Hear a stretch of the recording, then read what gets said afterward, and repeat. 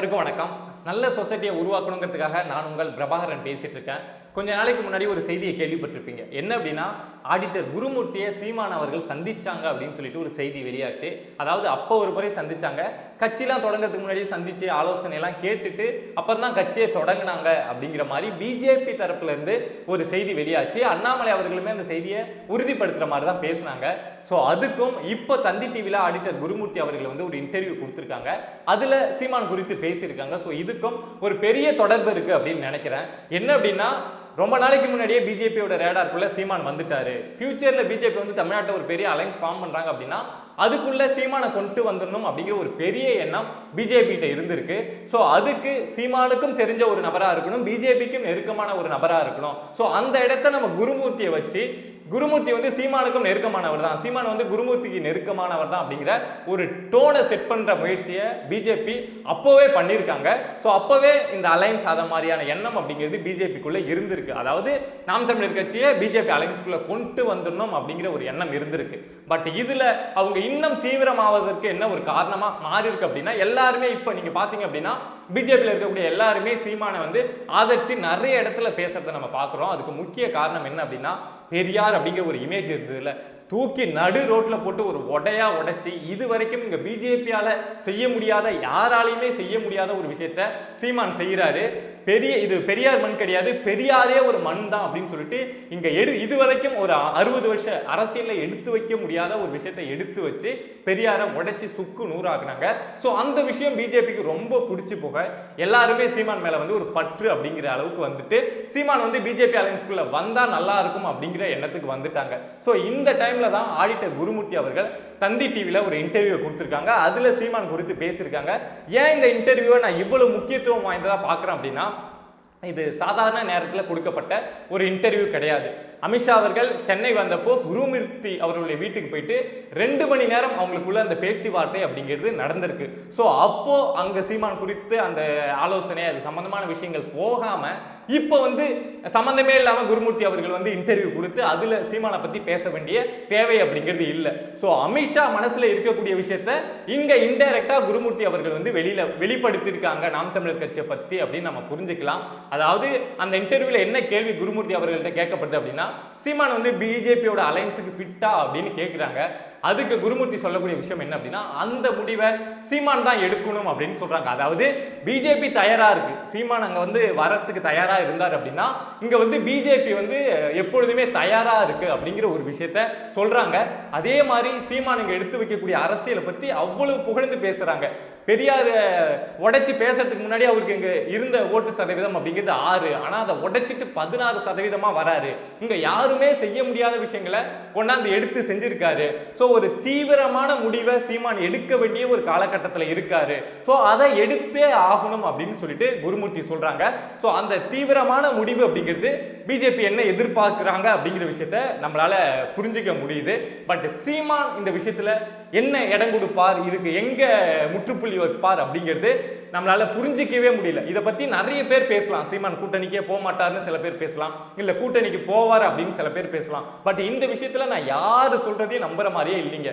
ஏன்னா தமிழ்நாட்டில் எப்படி தமிழ் தேசிய அரசியலை கொண்டு வரணும், அதுக்கு என்ன செய்யணும், அதுக்கான அனுபவத்தை நம்ம எங்கிருந்து பெறணும் அப்படிங்கிற முழு விஷயமும் தெரிஞ்ச ஒரே நபர் தமிழ்நாட்டில் யாரா இருக்க முடியும் அப்படின்னா சீமானை தவிர வேற யாருக்குமே அது சம்பந்தமான முழு அனுபவம், தமிழ் தேச அரசியல்னா என்ன, இது நம்ம எதிர்காலத்துக்கு எதை மாதிரியான முடிவுகள் எடுத்தா சரியா இருக்கும் அப்படிங்கிற விஷயத்த சீமானை தவிர வேற யாராலையும் சரியான முடிவு எடுக்க முடியாது இந்த விஷயத்துல அப்படிங்கிறது என்னுடைய முழு நம்பிக்கையா இருக்கு. அப்படிங்கிறப்போ சீமான் வாயிலிருந்து என்ன வார்த்தைகள் வருது அப்படிங்கிறதுக்காக நம்ம காத்திருக்கிறத தவிர வேற எந்த ஆப்ஷனுமே அவங்க சொல்றாங்க இவங்க சொல்றாங்க அப்படின்னா எதையுமே நாம வந்து நம்ப முடியாது, கேட்க முடியாது. அதே மாதிரி அரசியல்ல வந்து எந்த விஷயமுமே சாத்தியம் கிடையாது அப்படின்னு நம்ம ஒதுக்கிட்டு போக முடியாது. ஸோ பொறுத்திருந்து பார்க்கணும். சீமானா எந்த முடிவு எடுத்தாலும் அது தமிழ் தேசிய அரசியலுக்கு ஒரு நல்ல முடிவா எடுப்பார் அப்படிங்கிறது அவர் அவரை ஃபாலோ பண்ணக்கூடிய எல்லாருடைய ஒரு பெரிய நம்பிக்கையா இருக்கு. பட் பொறுத்திருந்து பார்க்கணும். ஆனா இப்போ சுத்தி இருக்கக்கூடிய எல்லாருமே பிஜேபியை சேர்ந்த எல்லாருமே வந்து ஒரு டோன் அப்படிங்கிறத செட் பண்றாங்க. சீமான் வந்து எப்படியாவது பிஜேபி அலையன்ஸ்குள்ள வந்தாருன்னா அவருக்கும் எதிர்காலம் அப்படிங்கிறது இருக்கும். இந்த திமுக அரசையும் வந்து ஆட்சியை விட்டு அகற்றிடலாம் அப்படின்னு சொல்லிட்டு ஒரு சுத்தி சுத்தி மாத்தி மாத்தி எங்க பார்த்தாலும் இது வரைக்கும் பிஜேபியில் இருக்கக்கூடிய சின்ன சின்ன நபர்கள் பேசிட்டு இருந்தாங்க. இப்ப குருமூர்த்தியை அமித்ஷா வந்து குருமூர்த்தியை சந்திச்சுட்டு போன உடனே குருமூர்த்தி வந்து இந்த விஷயத்தை பேசுனது அப்படிங்கிறது எனக்கு ஏதோ ஒரு இம்பார்ட்டன்டான விஷயம் இங்க நடந்துட்டு இருக்கு அப்படிங்கிறத மாதிரி தோணுது. ஸோ அதை உங்ககிட்ட ஷேர் பண்ணணும்னு நினைச்சேன். அதே மாதிரி அடுத்த விஷயம் என்ன அப்படின்னா, இப்போ சாட்டை துரைமுருகன் அவருடைய பேர் அப்படிங்கிறது சர்ச்சையில மாட்டிருக்கு. சாட்டை துரைமுருகனே நேத்தி அவங்களுடைய எக்ஸ் பேஜில் வந்து ஒரு அறிக்கை, நாம் தமிழர் கட்சியிலேருந்து சீமான் அவர்கள் கையெழுத்து போட்ட ஒரு அறிக்கையை ஷேர் பண்றாங்க. என்ன அப்படின்னா, துரைமுருகன் அவர்கள் நடத்தக்கூடிய சாட்டை வலைவலிக்கும் நாம் தமிழர் கட்சிக்கும் எந்த தொடர்பும் கிடையாது, அதுல வரக்கூடிய கருத்துகள் எல்லாம் அவருடைய தனிப்பட்ட கருத்து அப்படின்னு சீமான் கொடுத்த ஒரு அறிக்கையை சீமான் தரப்புல இருந்து நாம் தமிழர் தரப்புல இருந்து நாம் தமிழர் ஐடி விங் வந்து இதை ஷேர் பண்ணியிருந்தாங்க. அப்படின்னா ரெண்டு பேருக்குள்ள ஏதோ ஒரு மோதல் அப்படின்னு நாம நினைக்கலாம். ஆனா சாட்டை துரைமுருகனே அவருடைய எக்ஸ் பேஜ்ல வந்து இதை ஷேர் பண்ணியிருக்காரு. சோ சீமானுக்கும் சாட்டை துரைமுருகன் அவர்களுக்கும் இடையில வந்து என்ன கான்வர்சேஷன் போச்சு, ஏன் என்ன காரணத்துக்காக இந்த அறிக்கை அப்படிங்கிறது வெளியிடப்பட்டிருக்கு அப்படின்னு தெரியல. இதுக்கு முன்னாடி பல முறை இதை மாதிரி சீமான் வந்து சாட்டை துரைமுருகனை வந்து கட்சியில இருந்து நீக்கியிருக்கேன் அப்படின்னு சொல்லி அறிக்கை வெளியிட்டிருக்காங்க. பட் அதுவும் நாம் தமிழர் தரப்புல இருந்து தான் வெளியிடப்பட்டது. அதே மாதிரி சீமான் அவர்கள் வந்து சாட்டை வலைவலிக்கும் நாம் தமிழர் கட்சிக்கும் தொடர்பு கிடையாது அப்படின்னு இதுக்கு முன்னாடியும் ஒரு அறிக்கை வெளியிட்டாங்க. அப்பவும் நாம் தமிழர் கட்சியில இருந்து தான் வெளியிட்டாங்க. ஆனா இப்போ இந்த முறை சாட்டை துரைமுருகனே அவருடைய எக்ஸ் பேஜ்ல வெளியிட்டிருக்காரு. அப்படிங்கிறப்போ ஏதோ ஒரு கான்வர்சேஷன் அப்படிங்கிறது ரெண்டு பேருக்குள்ள நடந்து இந்த விஷயம் அப்படிங்கிறது ஷேர் ஆயிருக்கு அப்படின்னு நினைக்கிறேன். சில பேர் என்ன சொல்றாங்க அப்படின்னா, சாட்டையோட அந்த சேனலோட வளர்ச்சிக்காக இதை மாதிரி ஒரு முடிவை சீமான் எடுத்திருக்காங்க அப்படின்னு சொல்றாங்க. பட் ஆனா சாட்டை சேனலோட வளர்ச்சி அப்படிங்கிறது தமிழ் தேசியம் பேசக்கூடியது தான். அதை ஃபாலோ பண்ணக்கூடியவங்க தான் சாட்டை சேனலை வந்து ஃபாலோ பண்றாங்க.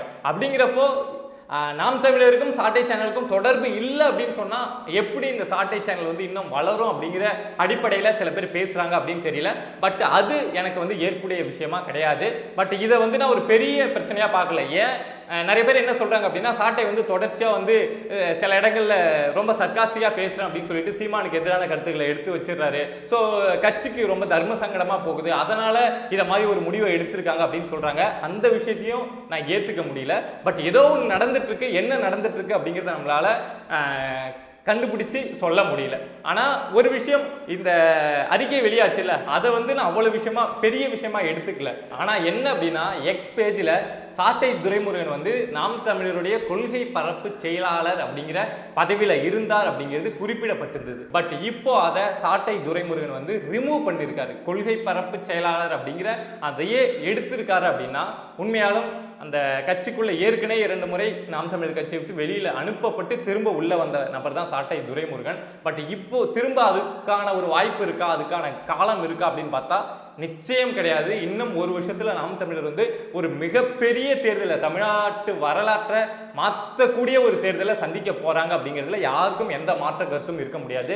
ஸோ இந்த நேரத்தில் ஏற்கனவே கட்சியிலேருந்து நிறைய பேர்கள் வெளியில போகிறதும் உள்ள வரதுமா இருந்துட்டு இருக்க சூழல்ல சாட்டை துரைமுருகனுக்குள்ளேயும் அவங்களுக்குள்ளேயும் ஏதாவது ஒரு முரண்பாடு ஏற்பட்டு கட்சியை விட்டு விலக்கிற மாதிரி ஒரு முடிவுகள், இதை மாதிரி முடிவுகள்லாம் வந்தது அப்படின்னா அது கண்டிப்பா இன்னும் ஒரு அழுத்தத்தை நாம் தமிழர் மேல உருவாக்கும் அப்படிங்கிறதுல எந்த ஒரு சந்தேகமுமே இல்லை.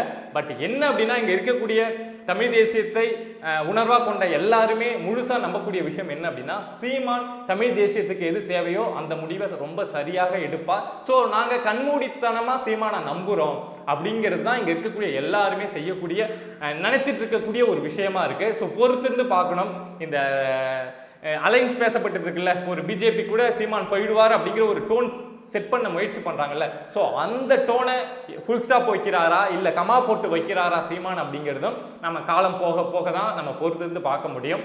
அதே மாதிரி இந்த சாட்டை துரைமுருகன் விஷயத்திலையும் என்ன நடந்திருக்கு அப்படிங்கிற விஷயத்த இன்னும் 1-2 நாட்கள்ல வந்து கட்சிக்குள்ள நடக்கக்கூடிய அந்த செயல்பாடுகளை வச்சு நம்ம புரிஞ்சிக்க முடியும். ஸோ என்ன நடந்துட்டு இருக்கு அப்படிங்கிறத பொறுத்திருந்து பார்ப்போம். இதை மாதிரி சொசைட்டியில் நடக்கக்கூடிய விஷயங்களை, மக்களுக்கு எதிரான விஷயங்களை நீங்கள் தெரிஞ்சுக்கணும் அப்படின்னு நினச்சிங்கன்னா பிரபா டாக் சேனலை சப்ஸ்கிரைப் பண்ணி சப்போர்ட் பண்ணுங்கள். அதே மாதிரி இது என்னுடைய சேனல் அப்படின்லாம் நினச்சிடாதீங்க. மக்கள் பிரச்சனையை எடுத்து நம்ம பேசுகிறோம். இதில் உங்களுக்கு ஏதாவது கருத்து சொல்லணும் அப்படின்னு தோணுச்சுன்னா நீங்கள் தாராளமாக சொல்லலாம். இன்ட்ரோவில் வரக்கூடிய அந்த கான்டாக்ட் நம்பருக்கு தொடர்பு கொண்டு பேசலாம். நன்றி.